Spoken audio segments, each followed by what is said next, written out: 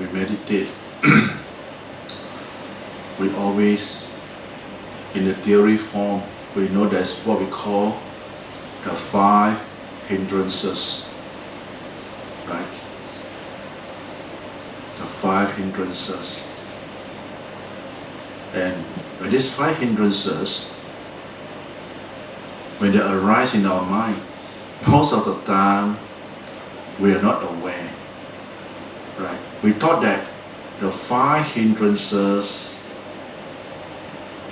will only arise during meditation only. But in actual fact, these 5 hindrances arise even in our daily life. We have doubts, right? The first hindrances, we have doubts. Everybody got doubts. Doubts about the methods. Doubts about what has been explained. Or doubt about what you see, what you heard. So this doubt, it doesn't only happen in meditation only. It happens also in our daily life, right? That for example, when we are doing certain chores, then we are not sure. We have doubts. But luckily nowadays, in this modern technology, right, we can refer to the Google or YouTube, and now even better, ChatGPT, which can really assist you, right? If you know how to use it in the skillful way. And all these gadgets can really help you to clear a lot of doubts in the theoretical form, right? And you thought that, oh, I understand already. You understand, but you still can't do it. You understand, you must be able to do it. A lot of people understand through words, understand through what? Reading books, understand through reasoning, rationalizing things, and they thought that they understand it, they know the Dhamma already. But in actual fact, we still attach to the sankhara. We still don't understand because it's still labeling, is still a kind of supposition term, supposed labeling. It's not a real thing. That's why we need to meditate to clear this doubt. Right? When the Buddha talk about Nati Santi Paramang Sukham, peacefulness is the highest blessing. Calmness is the highest blessing. Now peacefulness from what? Peace from greed, hatred, illusion. That means this 3 poison doesn't come back to disturb you anymore. Calmness is the highest happiness. You are very calm because you understand. You can perceive clearly deep in your mind that these greed, hatred and delusions has been eradicated completely from your mind.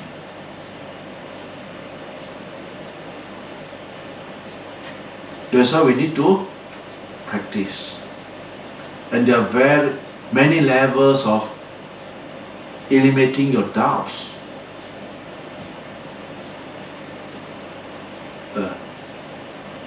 That's why we are taught that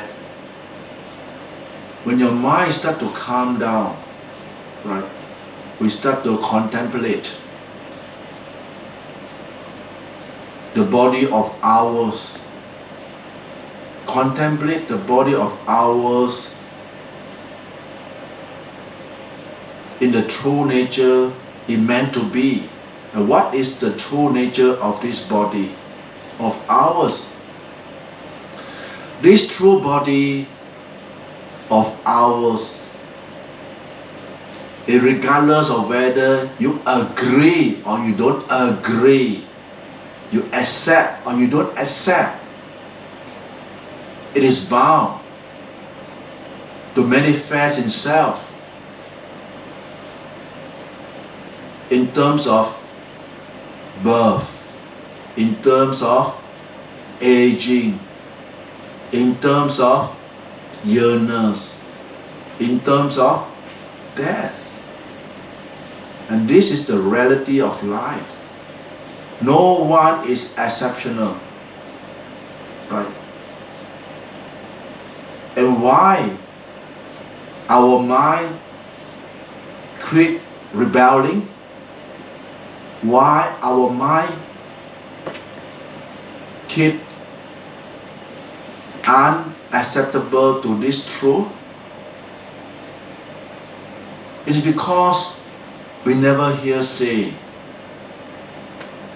We are in a state of ignorance, not knowing. That's why attending a retreat, listening to the Dhamma talk, right? Listen to the explanations of the Buddha's teaching will thus enhance your understanding. At first, it's a supposition knowledge. It's a knowledge. It's a form of knowledge, right? But as we practice along, we apply what we hear and say. That birth, aging, illness and death is part and parcel of life. And we start to reflect on ourselves, reflect on things that's happening around us, our friends, our relatives, events, or accident that happen, unpredictable things that happen. You don't know. It just strikes you. And if an individual is not mentally prepared, then you'll be caught in a state of shock, in a state of dilemma. You don't know what to do. You can't accept it because you never educate your own mind. You never contemplate. You never think about it. Right? And we are always so indulgent with what we have possessed. We have possessed our material gain. We are so attached with all these things that we've forgotten the reality of life. Right? Even though we fall sick, we put our hope in the doctor, hoping that, oh, the doctor will treat me. I trust the doctor will treat me. But after a certain time, when the doctor tries to prolong your life to treatment, and there will be a time that arrives that, oh, sorry, we have done our best, we can't do anything anymore. And this is when you start to get hopeless. You start to get hopeless because why? You don't understand. You can't accept it. But if we meditate, right, we contemplate birth, aging, illness and death. We contemplate the reality. We are educating our own mind through our own contemplation, or we call it self-questioning, answering. Right? Then we will come to a kind of conclusion with the support of samadhi. That means your mind has already got some level of calmness. So when you contemplate issues in your life, you see very clearly. You can really resolve your problem by yourself through meditations. And when the practice moves along, when you start to improve, you find you are mentally more stabilized. Your understanding of the reality become more and more firm. You won't be so easily being swayed by the uncertainty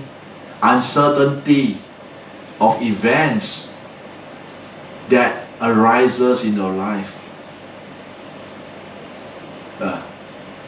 So, when we meditate, right, don't be disheartened. You must pursue and have that kind of faith and convictions in the practice. And this is very important. If you practice without convictions, if you practice without faith, then you will give up eventually because you don't see any improvement in yourself. And you will be eventually back to your old habit, right? Because you don't find that meditation is helping you, right? So when we meditate, remember you need to contemplate. When your mind has reached a certain state of calmness, how to know that my mind has calmed down? It's very easy. First is that either you use putto, or you use anapanasati, right? Awareing the in and out breath, and keep your focus on the in and out breath. Your focus must be relaxed and just focus until the mind, until the mental thoughts violations lessen. That means your thinking getting lesser and lesser and lesser, and the influence of agitation, of you don't want to meditate, disappeared. The agitation of doubts, the frustrations, all these hindrances subsided. And you find yourself zoom into a state of one-pointedness into an object, right? And you feel a state of very calm mind state, very cheerful inside. You feel a kind of bliss, a kind of happiness and blissful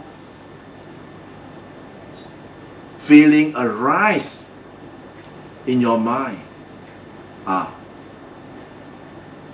That we call rapture. Your mind has started to calm down, right? Calm down. Calm until you feel very fulfilling, very satisfied. Don't stop there. You got to recall back.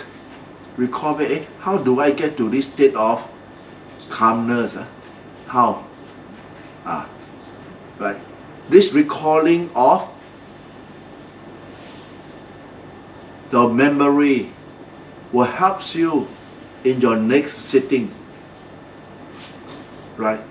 And slowly you will be expert. Slowly you'll be acquainted. And when you meditate, you'll find that your mind can calm down very fast, very easily. You don't have to push yourself, or you don't have to even force yourself. It happens by itself. Right? Whether you meditate or don't meditate, the mind is always there. Right? And you find that this sankhara, this kind of distorted thinking, doesn't have its influence over the mind anymore. And you can sit long. You can sit. And you understand, oh, no problem. Sit off. Don't sit, you do informal practice. Because you already clear the doubts. Right?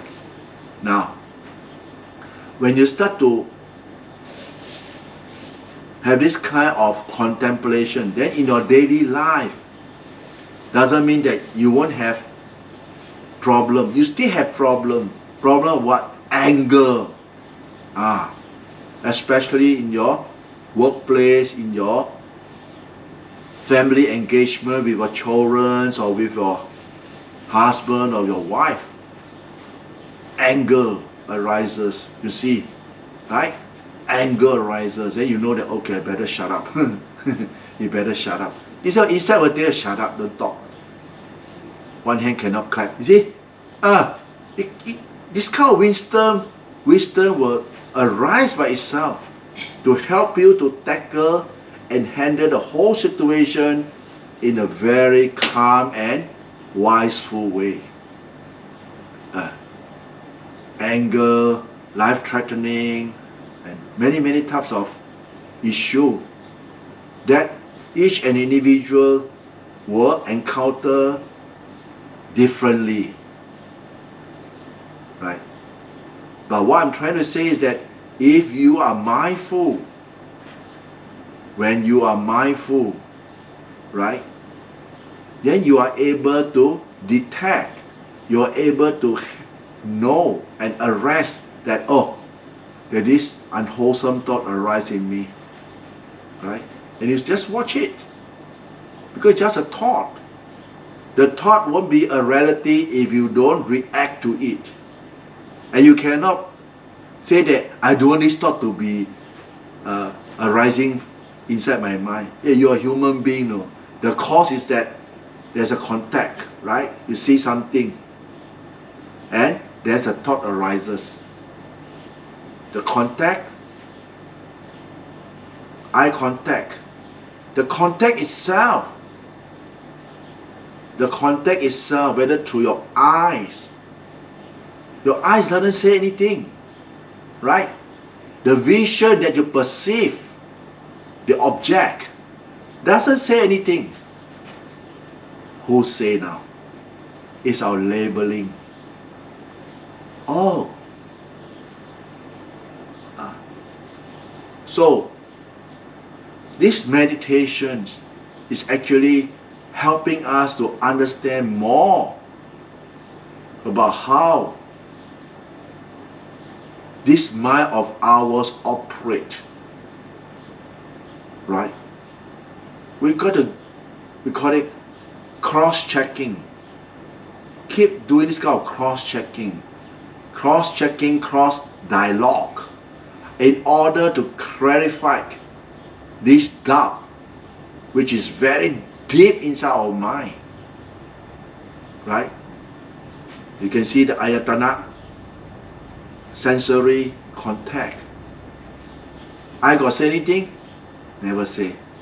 Object? Never say. Contact? Never say. Who say? Mind. The mind say. You say the mind say. Right?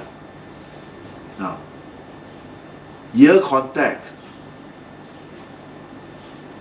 The purpose of the ear is to listen, right? Now when there's a sound, contact, the ear only acknowledge there's a sound. But did the sound say that it's a sound? No, it's just a sound, it's a contact. And there's a trigger of the thoughts. The sound itself never say it's a good sound, a bad sound, ugly sound, or so forth. No. Who say? The mind again. Right? Eye, ear, nose. The nose contact. When we come to some stench smell, you have the contact, your nose. If you're mindful, you'll be very sharp. You see, but ayo, how come so sting here? How come so sting here? Then if you're fast, just a contact, but no labeling. You see how this mind of ours label thing. Eye, ear, nose, and your tongue. Right? When the tongue, the duty of the tongue is to tasting. Right? When it comes to hot soup, wow, so heat, so hot, or so cold, so spicy, so sour, so bitter, sweet, sort of contact, right? By nature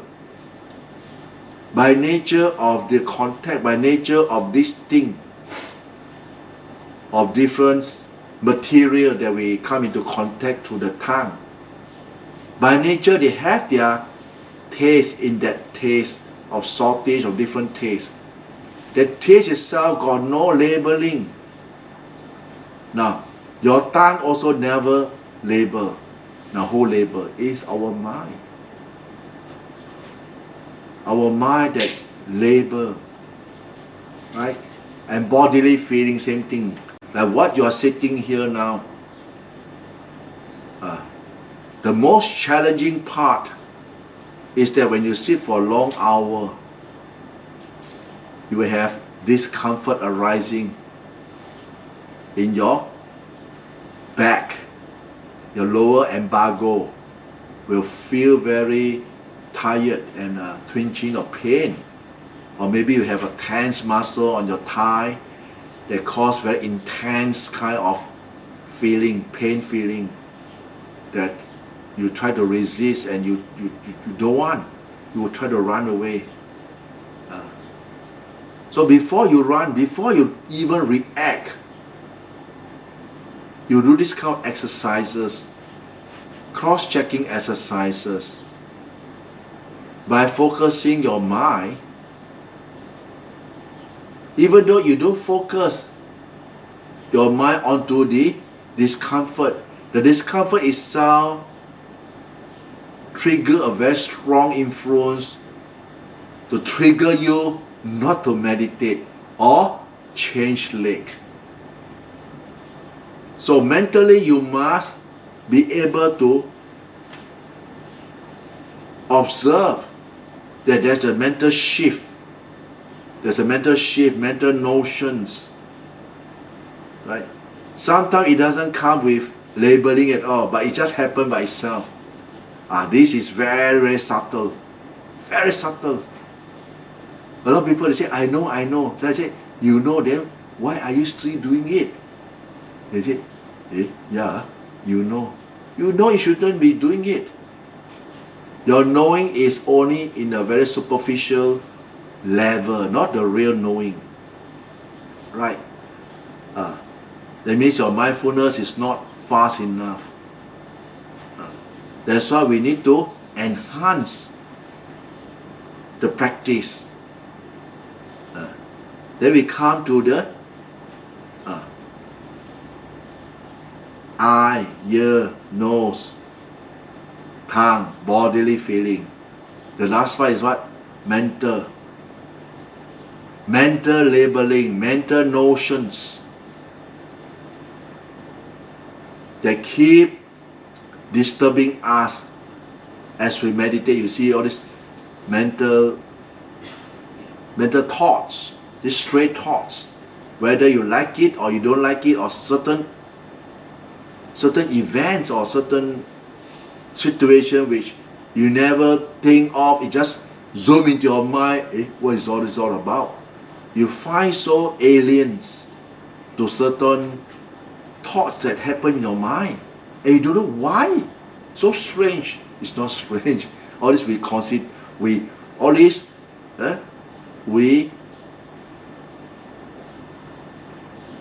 categorize them as sankhara, sankhara. The Buddha said sankhara. So when we meditate,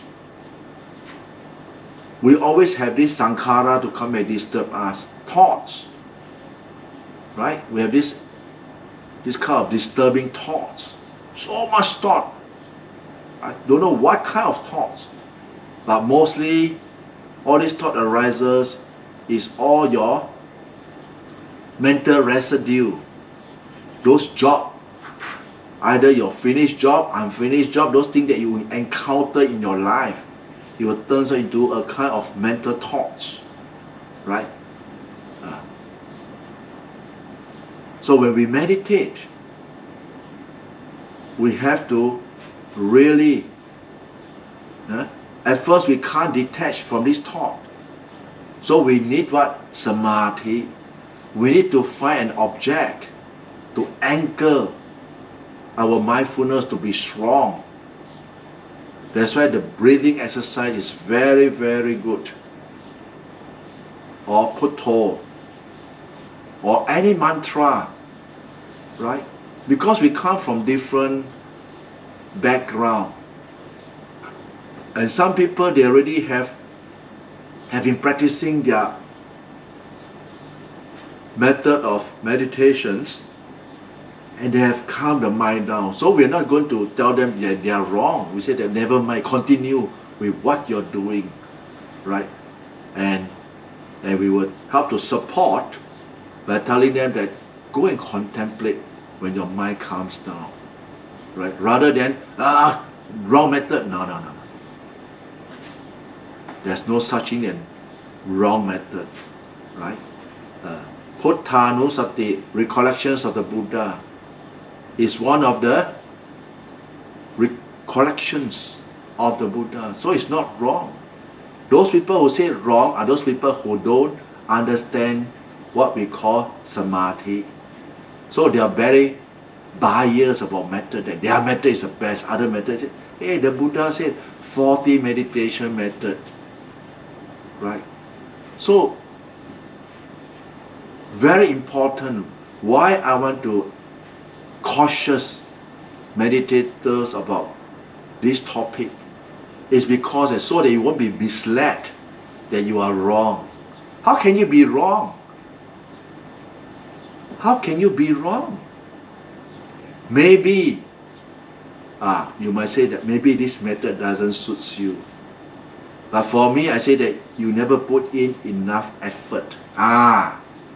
We never put into the best of what we can do for ourselves.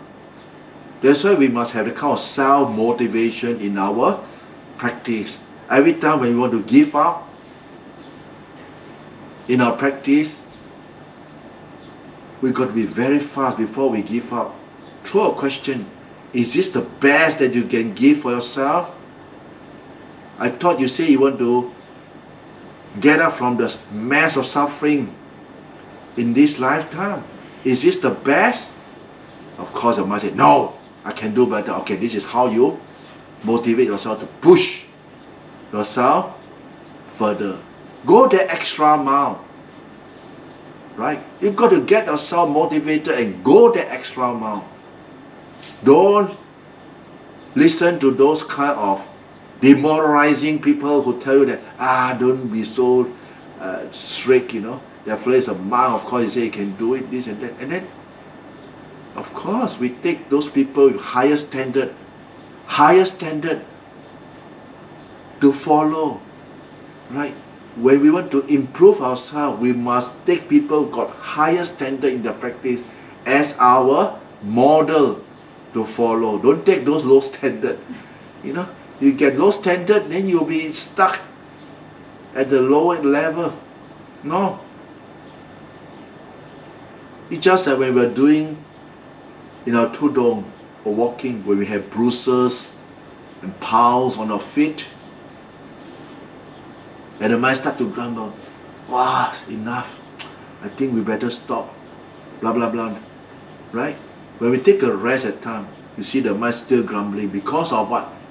The pain arises from the piles, and the mind doesn't like it, right? And you just encourage, will you die? Of course the answer is no. Can you still move your leg? Of course the answer is yes. Can you move your right leg? Can you still move your left leg? Yes. Then keep moving. You see? Then keep moving. And then you forgot about the pain. You say, you see? This is how we've been bluffed by our own mind, our own labeling. We have been bluffed, we have been cheated by our own sankhara all this while in our life. We have been cheated by ourselves. So, when we are so certain that, okay, the sankhara, how to make use of them and to turn them into our advantages in the practice, that should be the way. Not that, you cannot think, when you meditate, you cannot think. Even worldly thing that we want to do in the planning stage, we have to think, right? How to not think? So a lot of people, because of their attachment to the book knowledge, and they don't have real practical experience, this is what screws people up. They tell, cannot think. I say, no, you think. It's just like letting go. Letting go or relinquishing a bad habit. Before we know that this is bad habit, we already have the bad habit, right? But after we listen to the Dhamma, we say, this is no good, this is bad habit. Then what we do? We try to correct ourselves by pursuing the change of behavior, change the way we do things, change the way we think, right? We have to have the kind of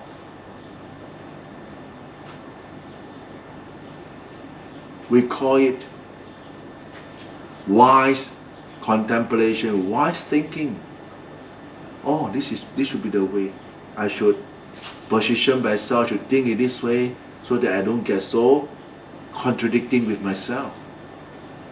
A lot of people, the more they practice, the more they listen to the Dhamma, the more they feel the kind of contradiction in themselves. They contradict. So they cannot gain a peaceful state of mind, or what we call the karma repercussions. Right? This is a kind of karma arising in the individual. It's their karma. But after, through wise contemplation, through wise reasoning, and persistent effort keeping at it, we find that this kind of unwholesome thoughts start to subside. Subside because of what? Because of enhanced mindfulness. The power of mindfulness enhance our mind to be uplifted and empowered with what? Piti. Piti. And the kind of mental satisfactions, mental happiness arise. So you must practice until you are able to experience all these symptoms which has been described. Then you can have the confidence in the practice, right? Then there will be no doubts. This is how we clear doubts. If not, will be always doubtful, feeling frustrated, feeling very remorse, very demoralized. There's always this mental cloud. This mental cloud, this dull state of mind, very dull state of mind, occupying our mind, and keep telling us that it's okay, don't have to meditate. You want to meditate, he said don't have to meditate. When you walk, don't have to walk, sleep better. Hey, you ended up sleeping meditation. You ended up, I'm supposed to be in a retreat, no? How come I'm always inside the room, sleeping? See? This is called laziness already.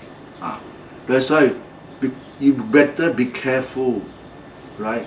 So remember, when you're doing this kind of practice of meditations, again I repeat, whatever method that you have practiced before, do it. Some people may chant Amitofo. Just chant Amitofo, what's wrong? Go ahead and chant Amitofo. Better than you let your mind think of crazy thing outside there. You Amitofo, and then the mind whoop, go into a state of concentration. So is it wrong? No, to me it's correct. Perfectly correct. Not wrong. Right? So we don't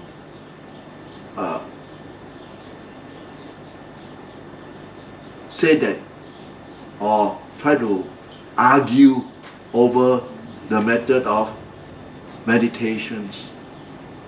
We must remember we come from different culture, and at this age already, we have been doing chanting all this lifetime. And outside you change, you think still have time? No. You better continue with what you're doing and remember to contemplate. This is one part that a lot of people neglected. That's why you find a lot of so-called Buddhists, in the later stage of the life, they practice and they never contemplate. They only have the faith grounded. At certain time of their life, they fall sick, they grow old, they fall sick, and the mind hasn't come to a state of full concentration, so they are still doubtful, and they can be easily been influenced to say that you change religion will be better for you, blah blah blah blah. But to me, it's a waste of time, right? It's a waste of time. No matter what you change, you forgot to change your mind. You forgot to change your attitudes of how you look at things. You don't understand. Even to change to other religion, same thing. Your greed, hatred, delusion will be the same. The same old habit. Just a person who say that he want to take out the spiritual lifestyle, but he don't change his habit.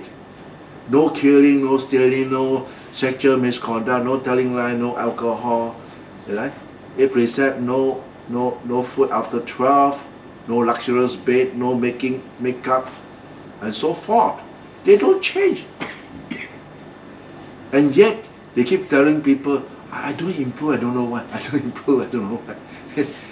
You don't improve because you don't change.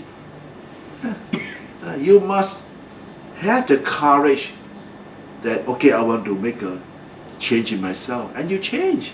You see, you got to have the intentions that you want to change. You must have the guts, the courage that I want to make a change in my life.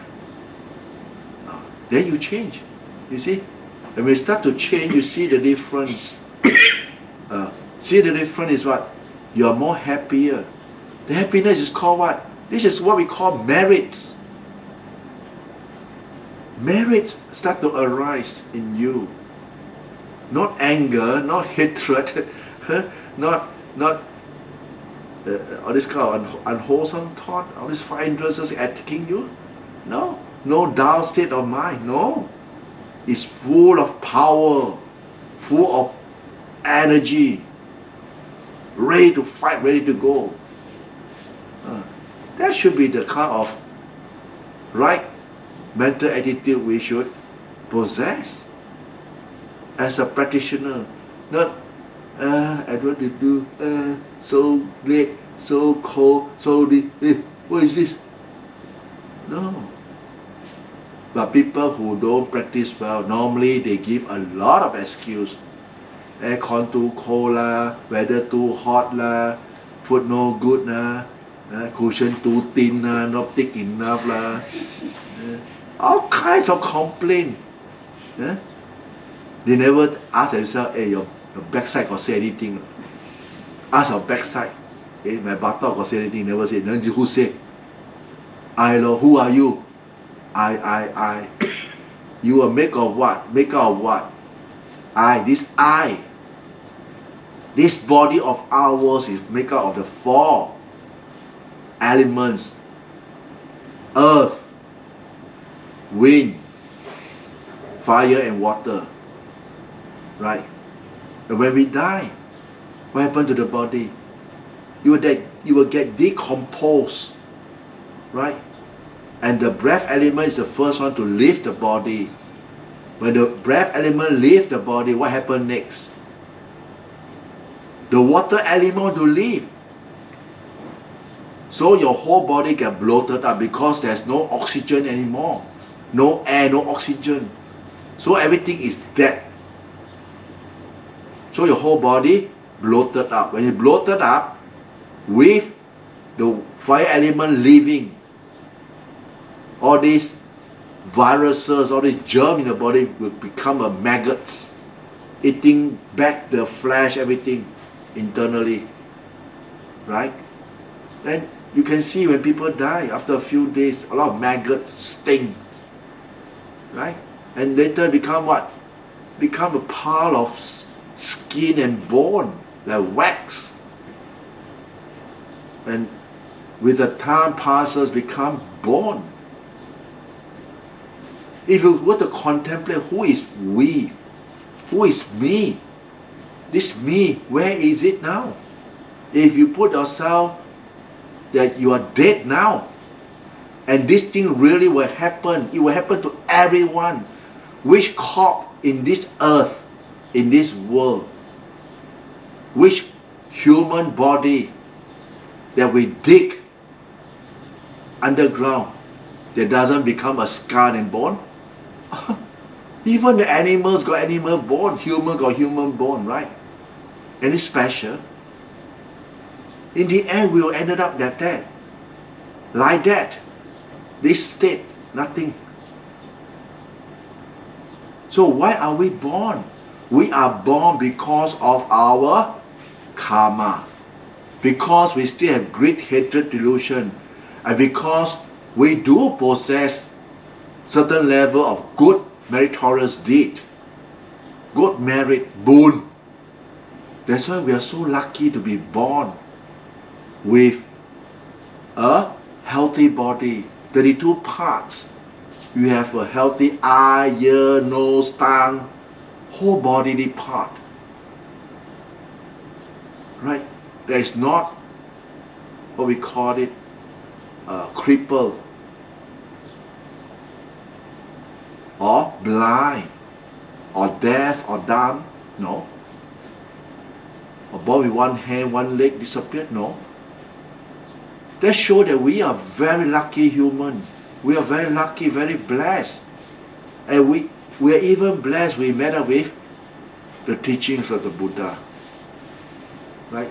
We cannot never deny that all that we are meeting here in the past lifetime has been associating for many, many lifetimes. Right? Cannot deny. It's just a different status as all. We have been practicing before. So now is the continuations of the path. Now is your choice. How are you going to push it? Now. Not wait, die first or wait. Don't wait, push. So this is the continuation of your accumulation of your barami. Right? Not only the one lifetime, many lifetimes. We've been through it. That's why we see it can click. Can click. No matter how, can click. You have the kind of bond, we call it spiritual bonding. Even though you can be staying few thousand kilometers apart, but you can bond. You can click. Because you feel that you can get a kind of encouragement and boosting in the practice. So don't get disheartened. Don't say that maybe next lifetime. No. Now you can do it. You can do it. Everybody can do it. Don't waste. Right? Now, just how we go until the bodily part. I become bones. Right? Now we make the bone disappear. Left what thing? Nothing. Then why are we born? This mind, mental state. This mental state of ours, what we call it the 5 khandhas. Now we don't have the 5 khandhas, only left 4 khandhas only.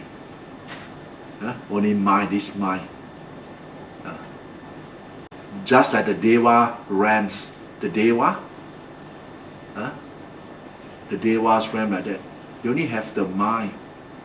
And those very coarse Deva, they doesn't attain jhana, they have a coarse body like what we are sitting now with white, with your uniform, right? If you die now and your mind didn't enter jhana, you see yourself in this attire, right? And people, when they dream of you, they dream you with this attire also. That's why we were taught, behave yourself, put on your attire properly. Sometimes we dream, here come this monk naked. Yeah, how come naked? Yeah, how come this monk like that? Why? How come these lay people so funny? Because the moment they die, they didn't put on anything. That's why when we want to make a, when somebody die, normally we put up the best costume for them, right? But those people who can meditate very well, they just focus on it, bam, become brightness and go. Oh yeah, the one, don't worry, the one. Like a lot of Kuba Achan, a lot of our reverends, long respected Achan, like Longta Mabua, those teachers that have experienced, bright light. When they come, bright light. And then they walk out from the light and they come and talk to you. Right? You feel so inspired, so motivated that, full swing, hot lah, chong because you see, why this teacher come and encourage you? Because you have the potential. Everybody got the potential. You don't have the potential because you don't want to do it. You always think in a very demoralized mind state. I cannot this, I cannot. You can't. You don't even try. You start to say cannot. So always tell yourself, never mind, I will try. Don't say no. Don't say cannot. Say, I will try my best. I will try. Tomorrow we are going to Yu Yang. Don't scared. I will try to sit. Then you hear the sound tup tup tup tup tup. First time they say, what is tup tup tup tup tup? You open the how come got human being or what? Kangaroo. Kangaroo. Not so scary. And then and what is that? Wild boar. You start to clear your doubts because you put yourself in a situation and you put yourself to be very mindful. And you start to open up in the practice. This is how we learn. This is how a person clear the doubts. Not by books. You read books, so what? The book never said the kangaroo will jump in front of you. No. But you really go and sit there and say, tup, tup, tup, you see what? Possum. You have the bird. What's that? First time it's very scary, but now you go, subsoiler. No scared already. Why? Because you expose. That's why the exposure is very, very important. That's why I always like to encourage meditator to try different places, different terrains. Not only in the aircon room, so comfortable, and then complain this, complain that. When you go out there, no complaint, because nothing to complain. Don't complain to who? Right? So remember that it's all these things come from our own mind. When we understand our own mind, we understand other people's mind. Same thing. When the sankhara start to spark, it's just like a radio signal. Radio signals. Hello, Sydney 0202. This is Melbourne 002. Hey, Sydney calling me, you can tell. The call, we call it mental call. The call of frequency, right? If you are sensitive and you start to meditate, you perceive a lot of things. Very fascinating, let me tell you. Very, very challenging, very fascinating, and very encouraging. It's fun. It's better than video game. It's internal video game. You don't need charge battery, don't need anything. You don't have to download any apps. Putto is the apps. Your mind, the mental apps. This is the real thing that can enhance ourselves in the accumulating of our goodness in terms of dana, sila, and bhavana. Okay? So that will be the sharing for tonight. Meditate well. Sadhu, sadhu, sadhu.